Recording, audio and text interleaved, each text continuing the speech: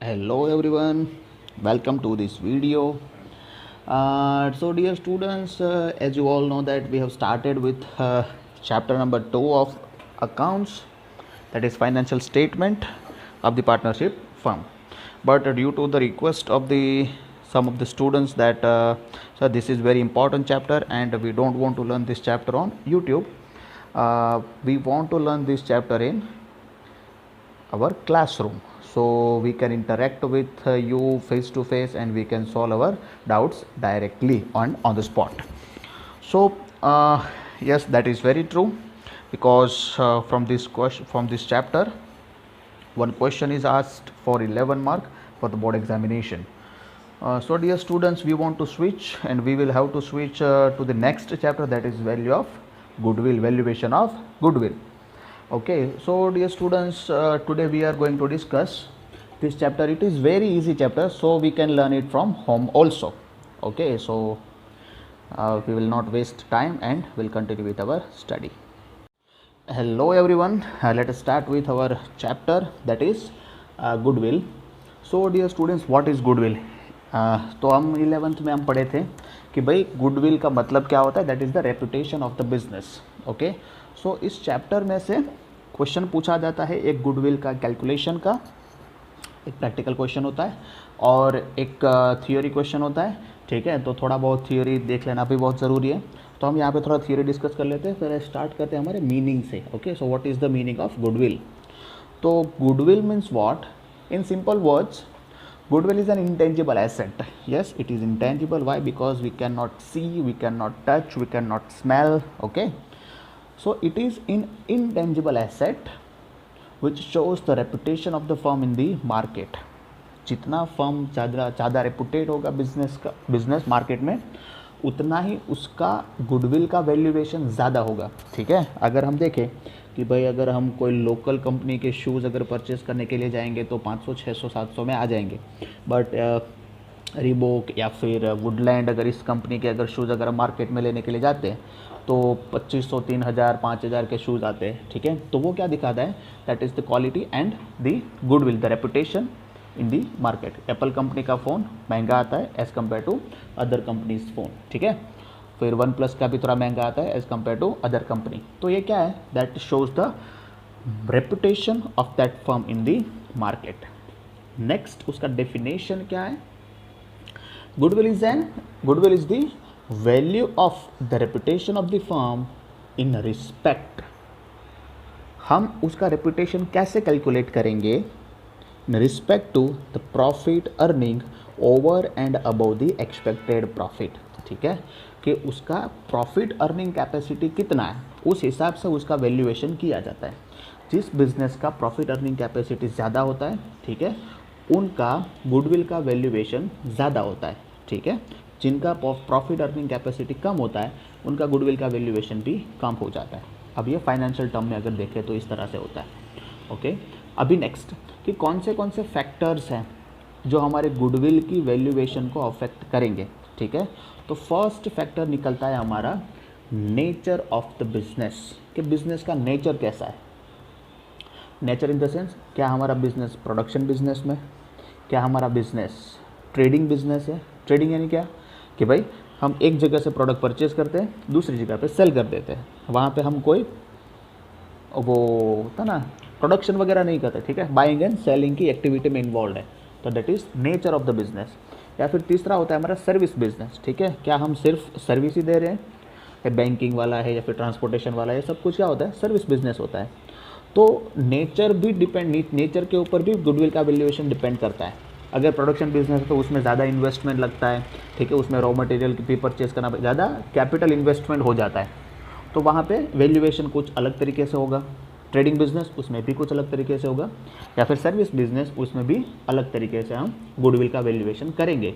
So nature of the business that affects the valuation of goodwill. Next one is location of business. हमारा business कौन सी location पे है? A prime location of the business will generate the higher value of the business. अगर हमारा business, हमारा shop अगर कोई मार्केट में है तो वहाँ पे ज़्यादा कस्टमर्स आते हैं, तो ज़्यादा प्रोडक्ट सेल कर पाते हैं और ज़्यादा प्रॉफिट होता है, तो डेफिनेटली वैल्यूएशन ऑफ गुडविल ज़्यादा रहेगा। अगर हमारा बिजनेस किसी ऐसी जगह पे है जहाँ पे कस्टमर्स कम आते हैं, तो वहाँ पे हमारा गुडविल का वैल्यूएशन कम हो जाते हैं। क्यों? क्योंकि कस्टमर से कम हमारा इंटरेक्शन होता है। Okay, so location of the business. Third one is period of business. Period यानी कि टाइम पीरियड ऑफ बिजनेस, कितना पुराना हमारा बिजनेस है। जितना ज़्यादा पुराना हमारा बिजनेस होगा उतना ही ज़्यादा हमारा वैल्यूएशन होगा। क्यों? क्योंकि बहुत सालों से हम बिज़नेस कर रहे हैं मार्केट में, तो बहुत सारे लोग, बहुत सारे कस्टमर्स इस बिज़नेस को, इस नाम को जानते हैं। ओके, तो फिर हमें कस्टमर्स ढूंढने नहीं पड़ते। नया बिज़नेस होता है तो उनको मार्केट में जगह बनाने में थोड़ा टाइम लग जाता है। पुराना बिज़नेस होता है तो बहुत सारे कस्टमर्स उनके ऑलरेडी होते हैं, तो जितना पुराना बिज़नेस उतना ही वैल्यूएशन ज़्यादा रहता है। नेक्स्ट हमारा मार्केट सिचुएशन। तो मार्केट सिचुएशन क्या होता है कि हमारे बिजनेस के फेवर में क्या मार्केट की सिचुएशन है। ओके, हमारा बिजनेस के फेवर में अगर मार्केट की सिचुएशन है तो हमारा बिजनेस का वैल्यूएशन ज़्यादा रहता है। मार्केट अगर हमारा बिजनेस ऐसा है जहाँ पे मार्केट बहुत ही अप डाउन होता है, या फिर मार्केट बहुत ही अनसर्टेन रहता है, जहाँ पे कस्टमर्स आएंगे नहीं आएंगे, या फिर प्रोडक्ट बिकेगी नहीं बिकेगी, कब बिकेगी, ऐसा कोई टाइम पीरियड फिक्स नहीं होता है। ठीक है, तो ये बहुत ही फ्लक्चुएटिंग मार्केट है, तो वहाँ पे उस बिज़नेस की वैल्यूएशन कम रहती है। क्यों? क्योंकि वहाँ पे एक आप प्रॉफिट डिसाइड नहीं कर पाते, या फिर आप एक प्लानिंग ठीक से नहीं बना पाते, क्योंकि just because of the uncertainty of the market. तो ऐसा मार्केट होता है, तो उन प्रोडक्ट्स के लिए बिज़नेस का वैल्यूएशन कम रहता है। जैसे कि जेनेरिक प्रोडक्ट्स होती है। जेनेरिक प्रोडक्ट्स यानी कि ऐसी प्रोडक्ट्स जिनके बिना कस्टमर्स को नहीं चलने वाला है, जैसे कि मिल्क हो गया, फिर ये फार्मिंग इंडस्ट्री में बहुत सारी चीज़ें होती है, खाना वगैरह हो गया। तो ये सारी बिज़नेस की चीज़ें ऐसी है जिनके बिना कस्टमर्स को नहीं चलेगा। तो ये जो बिज़नेस या फिर ऐसी प्रोडक्ट्स के साथ जो भी बिज़नेस एसोसिएट है, उनकी वैल्यूएशन ज़्यादा रहती है। दूसरे बिजनेसेस, ठीक है, अभी प्रेजेंट के टाइम पे अगर देखें कि अभी कोई व्हीकल नहीं बेचा जा रहा है। ओके, अभी कोई टू व्हीलर नहीं बेचा जा रहा है। क्यों? क्योंकि अभी उनकी ज़रूरत नहीं, अभी मार्केट टोटली उनके अगेंस्ट में है। बट अभी वेजिटेबल्स तो हम परचेज़ करने पड़ेंगे, या फिर मिल्क तो हमें परचेज़ करना पड़ेगा, हमारी ग्रोसरी तो हमें परचेज़ करनी पड़ेगी। ठीक है, मार्केट चाहे कैसा भी हो, ये सारी चीज़ें ऐसी हैं जिनके बिना किसी को नहीं चलेगा। तो ये जो बिजनेसेस होते हैं वो तो चलने ही वाले हैं। ठीक है, तो मार्केट की सिचुएशन के हिसाब से भी वैल्यूएशन ऑफ गुडविल डिसाइड होता है। नेक्स्ट हमारा एफिशिएंसी ऑफ मैनेजर। देखो, कोई बिज़नेस को चलाने वाला जो मैनेजर या फिर उसका जो सीईओ होता है वो कितना एफिशिएंट है, उस हिसाब से आपका बिज़नेस का वैल्यूएशन डिसाइड किया जाता है। ठीक है, अगर किसी भी बिज़नेस को चलाने वाला बिज़नेस कितना ही अच्छा हो, बट उसको चलाने वाला अगर अच्छा नहीं है या फिर एफिशिएंट नहीं है, स्किल्ड पर्सन नहीं है, ठीक है, तो वो बिज़नेस लॉन्ग टाइम के लिए मार्केट में रन नहीं कर पाएगा। मैनेजर या फिर उसको चलाने वाला जो ओनर होता है, अगर वो बहुत ही एफिशिएंट है तो बिज़नेस की हालत चाहे कितनी ही बुरी क्यों ना हो, बट जब से वो मैनेजमेंट हाथ में लेता है, बिज़नेस की सिचुएशन या फिर बिज़नेस की कंडीशन सुधरने लगती है। ठीक है, so efficiency of manager that matters with the valuation of goodwill. Next, other special benefits. तो अदर स्पेशल बेनिफिट्स कौन से हो सकते हैं? जैसे कि कोई बिज़नेस होता है जिनके पास कॉपीराइट्स होते हैं, कॉपीराइट्स, किसी के पास ट्रेडमार्क्स होते हैं। कॉपीराइट्स का मतलब क्या होता है कि मेरे जैसा बिजनेस या फिर मेरे जैसी प्रोडक्ट कोई और नहीं बना सकता, तो we can only market, okay, we can only be the seller in the market. या फिर हम ट्रेडमार्क ले सकते हैं कि हमारे जैसे ट्रेड का मार्क कोई और यूज़ नहीं कर सकता। ठीक है, तो ये सारी चीज़ें क्या होती हैं, एक स्पेशल बेनिफिट्स होते हैं। कोई स्पेशल तरीके के लाइसेंस होते हैं हमारे पास। ठीक है, कई लोग होते हैं जिनको फॉरेन से गुड्स मंगवाने का, जिनके पास लाइसेंस होता है, तो सिर्फ वही लोग फॉरेन से गुड्स मंगवा सकते हैं। या फिर फॉरेन में गुड्स एक्सपोर्ट करने का लाइसेंस होता है, तो सिर्फ वही लोग मार्केट में एक्सपोर्ट कर पाते हैं, दूसरे लोगों को एक्सपोर्ट नहीं कर पाते। तो क्या होता है कि अगर किसी को प्रोडक्ट बाहर भेजना है तो इन्हीं लोगों से थ्रू भेजना पड़ेगा।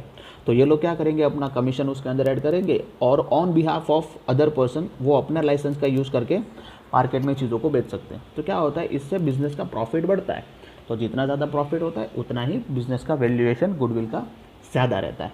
ओके, तो ये सारे फैक्टर्स, 6 फैक्टर 3 मार्क के लिए पूछते हैं question, short note, explain the factors affecting valuation of goodwill. तो हमें क्या करना है, ये 6 फैक्टर्स अच्छा डायग्राम ड्रॉ करना है और इसके अंदर 3-3 लाइन या फिर 2-2 लाइन में एक्सप्लेनेशन रखना है, एक एग्जाम्पल रखना है और हमारा शॉर्ट नोट ख़त्म करना है। डन। अभी नेक्स्ट नेसेसिटी, कि हम गुडविल क्यों वैल्यूएट करें, हमें गुडविल को इवेल्यूएट करने की या फिर कैलकुलेट करने की ज़रूरत क्यों पड़ेगी। तो उनके कुछ पॉइंट्स है। पहला, change in the profit sharing ratio. अगर देखो पहले पार्टनर्स बिजनेस में थे, वो इक्वल प्रॉफिट शेयर कर रहे थे, बट एक पार्टनर ऐसा है जो बिज़नेस को ज़्यादा टाइम देता है, तो वो ऐसा बोल रहा है कि मैं अगर बिज़नेस को ज़्यादा टाइम दे रहा हूँ तो मुझे ज़्यादा प्रॉफिट मिलना चाहिए।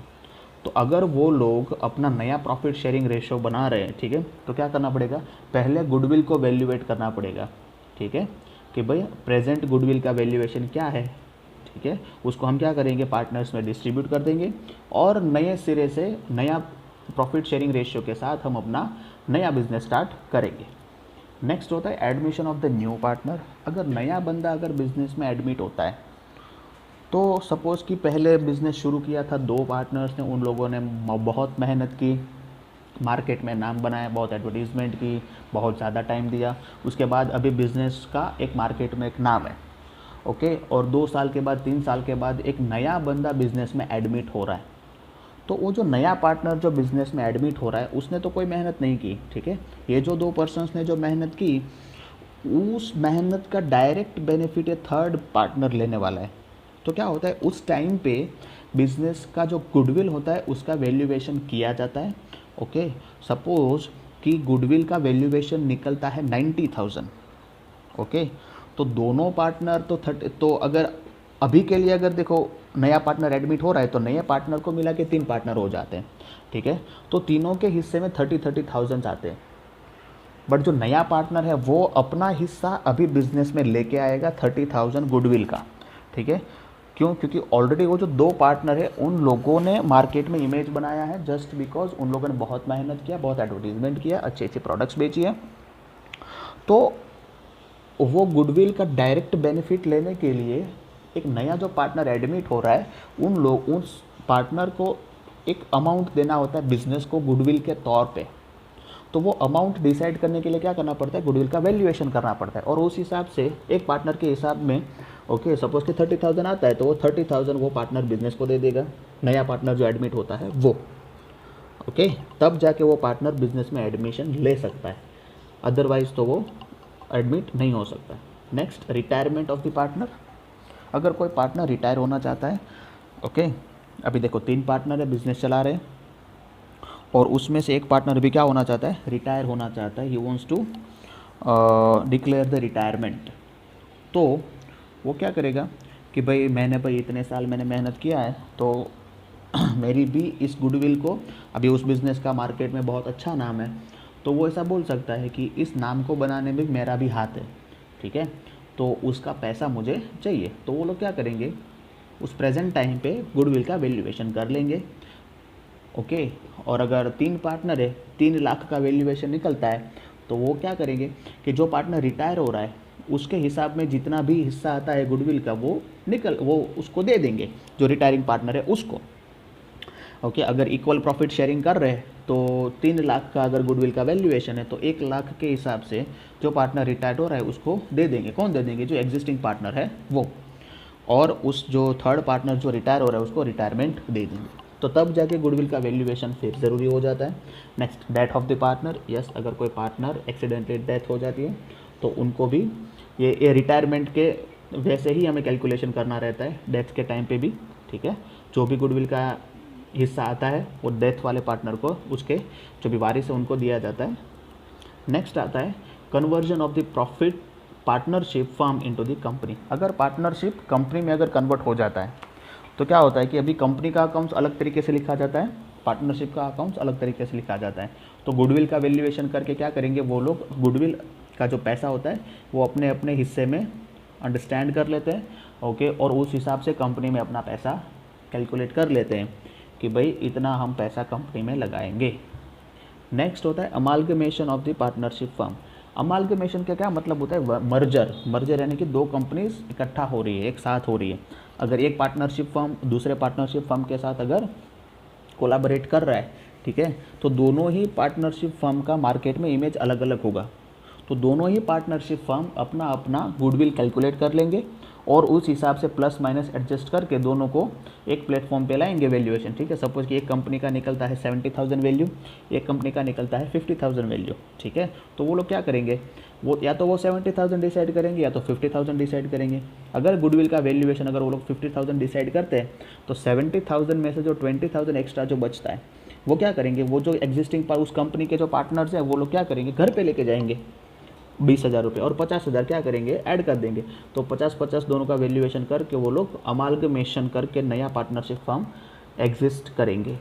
ओके, तो इतने थे हमारे पास नेसेसिटी कि भाई हमें गुडविल क्यों कैलकुलेट करना चाहिए। तो फर्स्ट पॉइंट आता है अगर profit and loss sharing ratio change करना है, दूसरा किसी पार्टनर का हमें क्या करना है, एडमिशन करना है, या फिर किसी पार्टनर को रिटायर करना है, या फिर किसी की डेथ हो रही है, या फिर हम क्या कर रहे हैं अपने पार्टनरशिप फर्म को कन्वर्ट कर रहे हैं कंपनी में, या फिर हम दो पार्टनरशिप फर्म का क्या कर रहे हैं, मर्जर कर रहे हैं।